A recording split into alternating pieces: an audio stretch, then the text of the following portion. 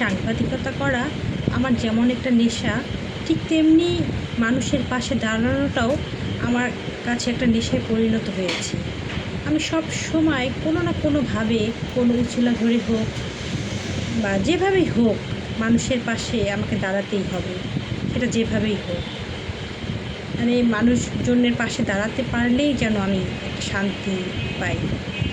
তো এই কারণে অনেক সময় আমার কাছে অনেক মানুষ আসে তাদের কষ্টের কথা বলতে, তাদের কষ্টগুলো আমার কাছে ভাগ করতে, সুখের জন্য বা সুখের জিনিসটা শেয়ার করার জন্য আমার কাছে না আসলেও তাদের দুঃখ, তাদের বেদনা, তাদের কষ্ট এগুলো বলার জন্য প্রায় কেউ না কেউ আমার কাছে আসে। আমার এই সংসার জীবন, সাংবাদিকতার জীবন, এগুলোর মাঝখানেও আমি এই অসহায় মানুষগুলোর জন্য একটু সময় বের করি এবং তাদের পাশে দাঁড়ানোর চেষ্টা করি।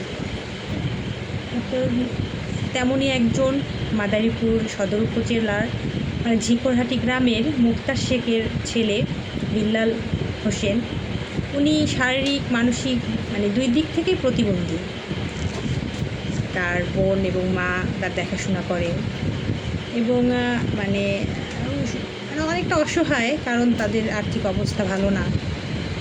এরপরে সে দীর্ঘদিন যাবৎ অসুস্থ এবং চিকিৎসার জন্য টাকা পয়সা নেই, পায়ে সমস্যা হয়েছে, হাঁটতে পারে না। পরবর্তীতে আমরা আফতাবউদ্দিন মিয়া ওয়ার্ল্ড ফাউন্ডেশনের যে প্রতিষ্ঠাতা, ইটালি প্রবাসী জনি মিয়া, তার সহযোগিতায় একটা হুইল চেয়ার কিনেছিলাম। সেই চেয়ারটি আজকে ওই প্রতিবন্ধী যেই মানুষটি তাকে দেওয়া হয়েছে, ওই চেয়ারটি পাওয়ার পরে তার যে কী হাসি, তার যে আনন্দ, আসলে এগুলো যারা এই কাজগুলো না করে তারা ছাড়া কেউ বুঝবে না যে এই হাসি, এই আনন্দ আমাদের মতো মানুষ যারা কাজ করে তাদের যে তৃপ্তিটা হয়, এটা আসলে বলে বোঝানো যাবে না।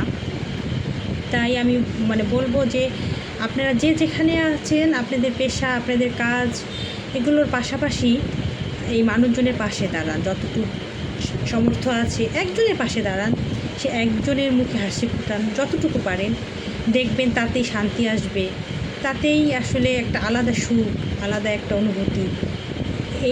এই তৃপ্তিটা, এই আনন্দটা এবং এই ভালো লাগাটা পৃথিবীর আর কোনো কিছুর সাথে শেয়ার করা বা ধরেন যে একটু উপলব্ধি করা, এগুলো কোনো কিছুর সাথে হয় না। এটা একটা আলাদা আনন্দ, আলাদা শান্তি, আলাদা সুখ।